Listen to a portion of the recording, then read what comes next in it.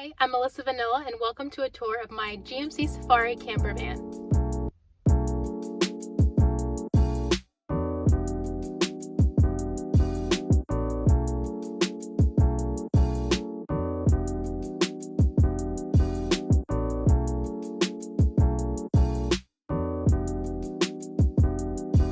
So a little about my background. I lived in a compact car, a Chevy Sonic, for around 2 years before I moved into this van. So for me, owning a van just meant having more space, because when I was in my car, I had everything that I needed and I genuinely felt like I was comfortable. So my van build is just as simple as my car build, and I still have everything that I need. So we'll start with the cab. I really loved the aesthetic of this van. I think that the red is gorgeous. It was in really good condition and I loved the retro look. So I really didn't want to change anything in the front, even though a newer sound system probably would be more convenient. I've just been collecting cassettes to listen to and it's been a lot of fun.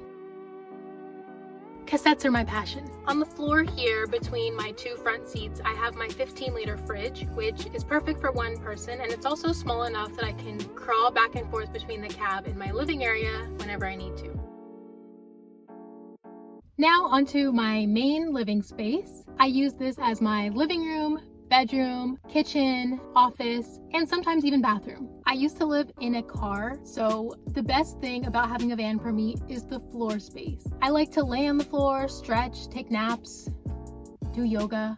So I know a lot of people would usually build a kitchen area where I have this, but I didn't want to compromise my floor space. So instead of a kitchen cabinet, I opted to just build a small little desk where I could eat, edit, write poetry, and it's worked perfectly. I have this 5-liter water jug that I have a happy tap on, which I use for all of my drinking, cooking, washing needs. I have 2 of those and I love that they fit anywhere in the van. I think with both of them together, I get almost 3 gallons of water, which is fine for my needs. I currently live in a town, so I'm not traveling, so 3 gallons is fine to get me through a few days until I just happen to go into town again. Next, I will show you my beautiful bed. It's just a simple piece of 3/4-inch plywood with 4x4s for legs. I have a whole video on how I built it, but basically you just screw the legs into the plywood and then ta-da, you have a bed. I then cut a memory foam topper to size, and that is my mattress. Underneath my bed, these are my clothes. I have 1 crate for bottoms and 1 crate for tops. And if you're wondering, where do you keep your socks and underwear? They're right here. If it looks like a trash can, it's because it is, and it's from Target. I'm not sure what would be the best way to show you what's underneath my bed, behind my crates, but I'll just try. Behind my bottoms crate is where I keep my kitchen stuff, as well as my food and some miscellaneous beauty things. Here's where I keep my kitchen. I have a very simple backpacking stove, which fits perfectly on my little desk that I built. If you watch my videos, you know that I use this all the time. There's extra fuel in there, there's utensils, just anything you would think a kitchen would have, it's in there. In this drawer, I have my food. It actually holds quite a bit for being such a little bin. Right now, I have some van life staples, ramen, peanut butter, and obviously chocolate.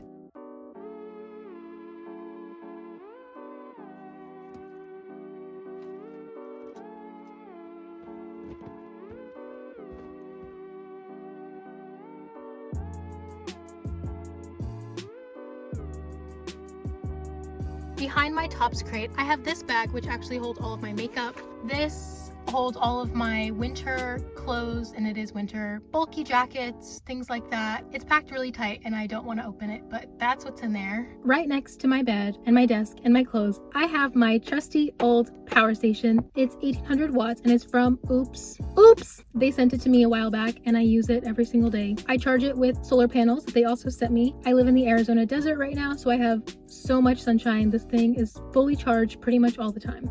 Under the passenger seat, I have this bag of toiletries. This is all of my everyday toiletries, such as deodorant, face lotion, toothbrush, obviously an emergency roll of toilet paper, and a little broom stashed.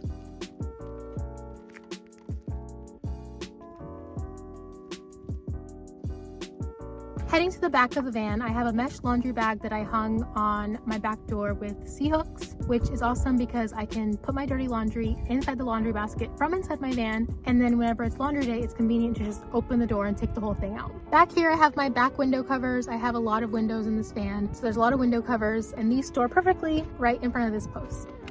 This stuff over here is kind of my garage storage. It's just random extra stuff that I could probably honestly just get rid of, and I probably should. The only lighting I have in my van are these lovely little string lights. For me, one of the best parts about living in a van is getting to reset my circadian rhythm. So when it's nighttime, I like it to be dark. As for how I keep my van cool during the summer, as you can see, I don't have a roof vent installed in my van. I didn't have one in my car, so I didn't think I need one in my van, and I was correct. And I lived in Arizona all summer. The best thing to do when it gets hot is have a fan, which I do. I have a USB fan. And number two, you're in a van, go somewhere where it's not hot.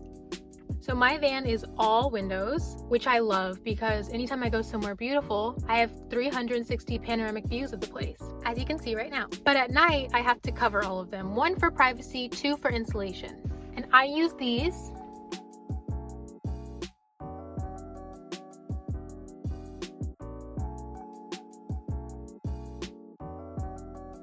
I ordered them online from Heat Shield, and I was really surprised that Heat Shield even had window covers for a 30-something-year-old van, but they did. They're really sturdy, they work well.